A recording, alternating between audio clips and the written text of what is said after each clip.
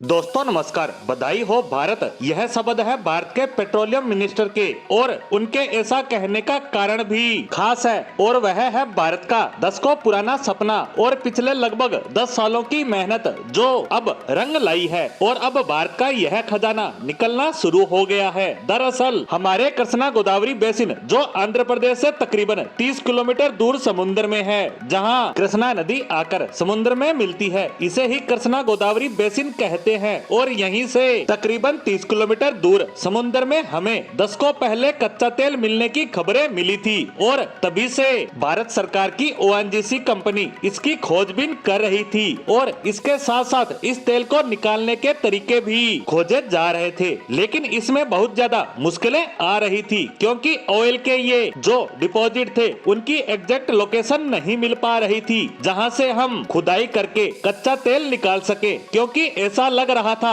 कि जैसे कच्चा तेल अपनी जगह बदल रहा हो। वहीं दूसरी बड़ी समस्या थी कि इसे निकालने के लिए हमें बहुत ही ज्यादा हाईटेक इक्विपमेंट चाहिए थे, लेकिन बीच में कोरोना काल आ गया और सप्लाई चेन में इश्यू हो गया और हमें ये इक्विपमेंट नहीं मिल पाए जिससे हम समुद्र में गहरी ड्रिलिंग करके इस पूरे कच्चे तेल को निकालना शुरू कर सके। लेकिन अब 2024 के शुरुआती दिनों में हमें इससे जुड़ी सबसे बड़ी खुशखबरी मिल चुकी है। दरअसल हमारे पेट्रोलियम मिनिस्टर हरदीप सिंह पुरी जी ने स्टेटमेंट देते हुए कहा है कि बधाई हो भारत, कृष्णा गोदावरी बेसिन में जो हमें दशकों पहले कच्चे तेल के भंडार मिले थे वहां हमने खुदाई पूरी करते हुए अब कच्चा तेल निकालना शुरू कर दिया है। हालांकि अभी शुरुआत के महीनों के अंदर कच्चे तेल का प्रोडक्शन 25,000 बैरल प्रतिदिन रहेगा, लेकिन आने वाले कुछ ही महीनों बाद ये आंकड़ा 25,000 से बढ़कर 45,000 बैरल प्रतिदिन तक पहुंच जाएगा। और यह बहुत ही शानदार आंकड़ा है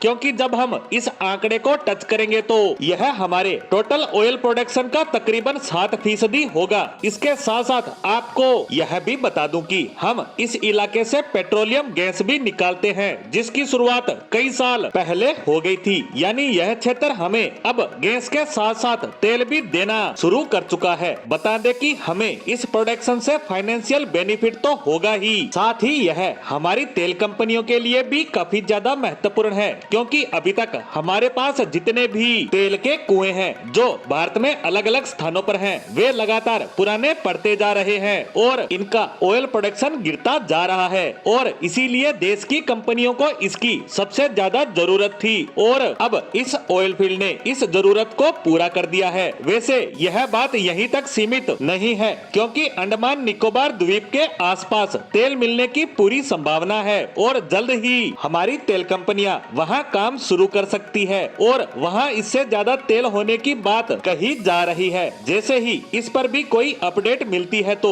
उस पर आप तक खबर पहुंचाई जाएगी। इसी के साथ हमारी इस पोस्ट को यहीं विराम देते हैं। धन्यवाद।